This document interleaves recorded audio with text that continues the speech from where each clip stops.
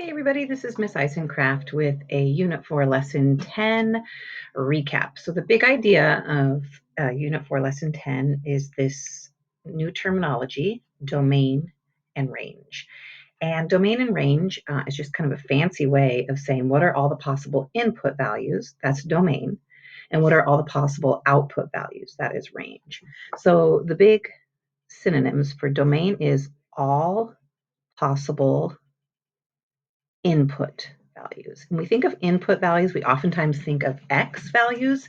However, when we have a function that's naming something contextually, like the side length of a square, and we're calculating the area, we often don't use X and Y. We'll use like S for side length and A for area. But we can think of it as the input values as the X, what's going into the function. And then the range is what are all of the possible output values. Okay. And one easy way to think of this, I think this is when you are making a t-chart, your domain, all your domain would be the numbers that are possible to plug in over here. And sometimes there's no restrictions. So the domain can take on all real numbers. That's a fancy way of saying it can be anything. And then the range, depending on what's happening mathematically, sometimes it's all real numbers, or sometimes, like, because of what's happening mathematically or contextually, only positive numbers come out. So you're just kind of zooming out. Domain and range are helpful when you're going to make a graph by hand, because you want to kind of think about, well, what's the largest the graph's going to get, right? And that's, you're looking at your range values. Do I need to include negatives? Do I need to make, like, if I'm making a graph, do I need to make the whole thing, right? If your domain isn't going to include any negatives, then you can just do, this graph, quadrant one. So domain and range are helpful in kind of zooming out and thinking, okay, what is this function going to do? What numbers can I plug into it? The other way to think about it is think of the function as a machine, right? You're feeding it input, and then it is calculating, often by a rule, an equation, something. It's calculating the input, calculating what the input you give it, and then spitting out an output.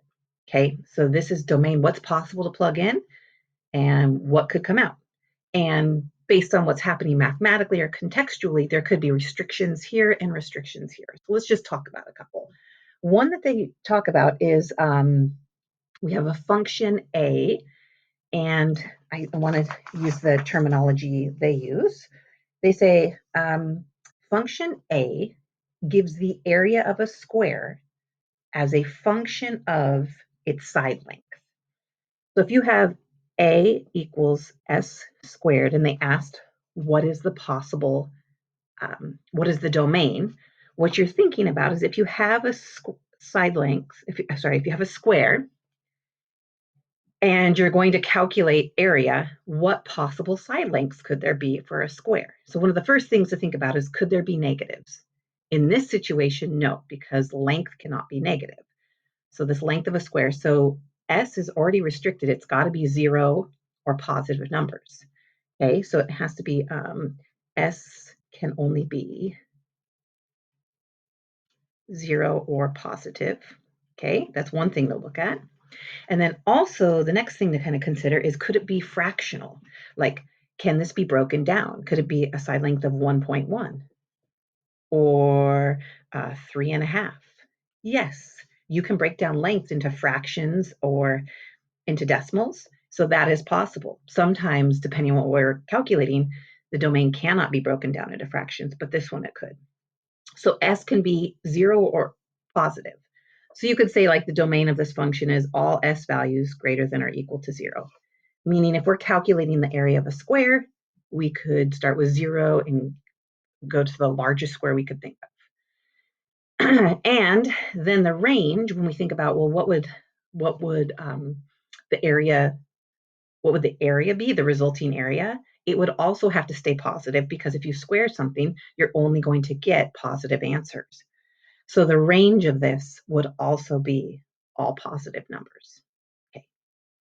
And they could be fractions or decimals as well. Another example is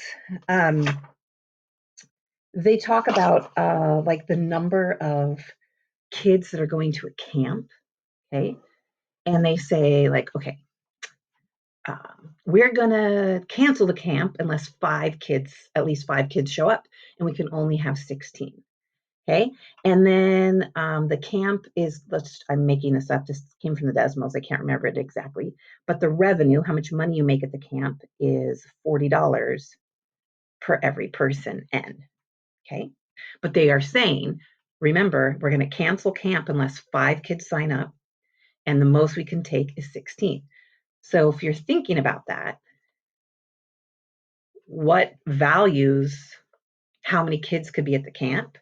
Well, if this many sign up, 0, 1, 2, 3, 4, they are going to cancel camp. And then they can take everything up to 16. So there is your domain, numbers between 5 and 16. Then you want to consider, okay, well, could you have a fraction of a person? No, that doesn't make any sense. So you would say all whole numbers between 5 and 16. Then that would be the domain. The range would then be, okay, what outputs, how much is it possible to make for the revenue of the camp to make $20? No, the lowest you could make if you actually hold the camp, right? The would be 5 times 40. So $40 times 5 kids would be $200. Okay. And then you could calculate each of those other what would the revenue for 6 kids be? It's going to go up by 40, right? 7 kids, 8 kids, all the way here. And these distinct values would be called your range. And there would not be anything in between because you were just jumping from numbers to numbers. The last thing I want to talk about is domain and range. You can think about them contextually, which is a little bit easier, like what's the possible inputs, what's the possible outputs. Contextually, I mean like a word problem. But if they just have something like this,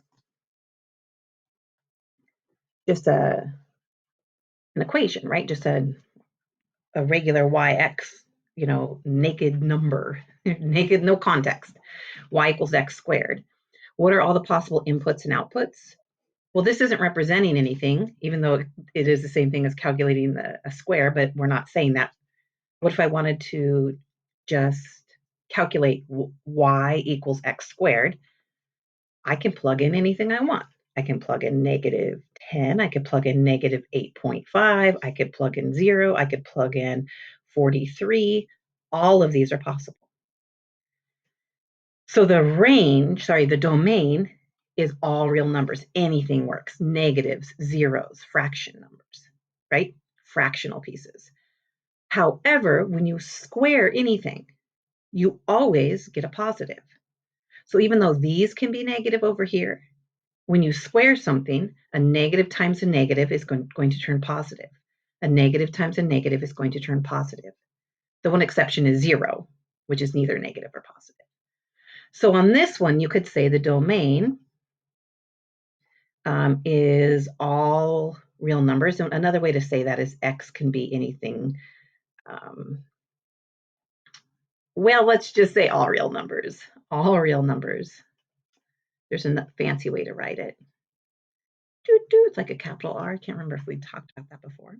It's like from negative infinity all the way to positive. And then the range, this is going to be restricted. It's only going to be positive because when you square negative numbers, you're always going to get a positive answer. So the range, the y values are going to stay greater than or equal to 0. You're never going to have anything negative over here with this function. All right. Hope that helps. Welcome back from spring break, by the way.